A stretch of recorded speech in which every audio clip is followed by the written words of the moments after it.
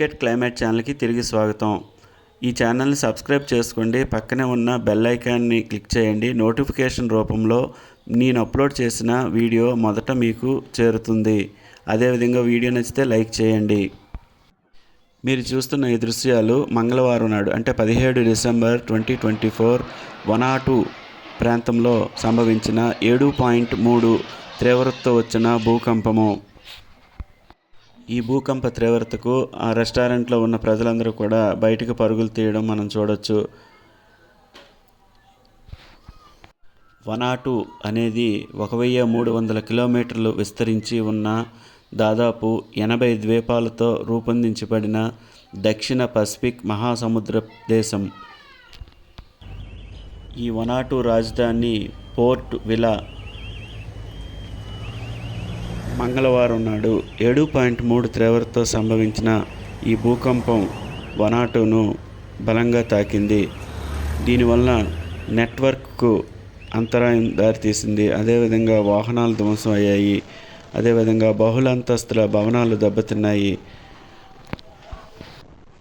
అదేవిధంగా ఒక car mechanic షెడ్లో వస్తువులన్నీ ఏ విధంగా కదులుతున్నాయో మనం ఈ వీడియోలో చూడొచ్చు.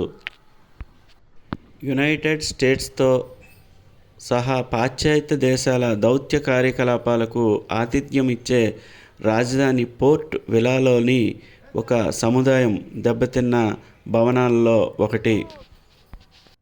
United states geological survey USGS ప్రకారం భూకంపం పసిఫిక్ ద్వీప దేశ రాజధానికి పశ్చిమాన 30 కిలోమీటర్లు అంటే 18.6 మైళ్ళు మధ్యాహ్నం 12:47 57.1 కిలోమీటర్ల లోతులో సంభవించింది.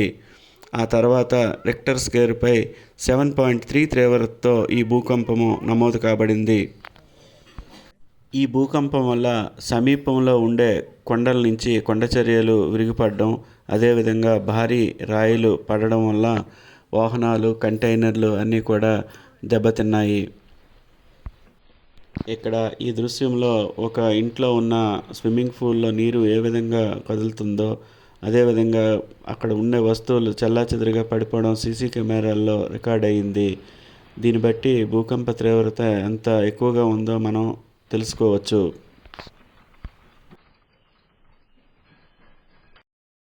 అదేవిధంగా పలు ప్రాంతాల్లో భారీ భవనాలు పడిపోవడం వలన ఆ కింద ఉన్న మనుషుల్ని రక్షించడానికి రెస్క్యూ ఆపరేషన్స్ జరుగుతున్నాయి. ఈ రెస్క్యూ ఆపరేషన్లో భారీ యంత్రాలను తీసుకొచ్చి వారిని కాపాడడానికి ప్రయత్నిస్తున్న దృశ్యాలు మనం చూడవచ్చు. అదేవిధంగా పార్కింగ్లో ఉన్న వాహనాలు ఏ విధంగా దెబ్బతిన్నాయి అనేది కూడా మనం చూడవచ్చు. ఇక్కడ చైనాకు సంబంధించిన ఒక స్టోర్ ఉన్న భవనము. దీనిలోని కొంతమంది చిక్కుకొని ఉన్నారని ఈ ఆపరేషన్ చేస్తున్నారు. భూకంపము సంభవించి ఇప్పటికి 2 రోజులు అవుతున్నా కమ్యూనికేషన్స్లు ఇప్పటికీ అస్పష్టంగా ఉన్నందున అధికారిక మరణాల సంఖ్య తెలియలేదు. అలాగే భూకంప కారణంగా 2 చైనా పౌరులు మరణించారని వనాటులోని చైనా రాయబార స్టేట్ బ్రాడ్కాస్ట్ తెలియజేసింది. ప్రారంభ భూకంపం కారణంగా భవనాలు, కార్లు ధ్వంసమయ్యాయి. కొందరు శిథిలాల కింద చిక్కుకొని ఉన్నారని తెలిసింది. అంతర్జాతీయ షిప్పింగ్ టెర్మినల్ సమీపంలో అనేక ప్రాంతాల్లో కొండచర్యలు విరిగిపడ్డాయి.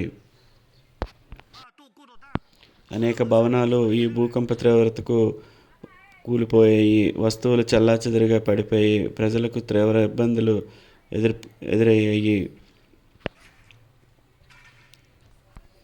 US మరియు ఇతర పాశ్చాత్య దౌత్య కార్యాలయాలను కలిగి ఉన్న ఎరుపు మరియు నీలం రంగు భవనాలు పాక్షికంగా గ్రౌండ్ ఫ్లోర్లో దెబ్బతిన్నాయి. ఆ దృశ్యాలను మీరు చూస్తున్నారు. అదేవిధంగా పోర్టుకు సమీపంలో ఉన్న ప్రాంతాల్లో కొండచర్యలు విడిగిపడి అనేక వాహనాలు, కంటైనర్లు ధ్వంసమయ్యాయి.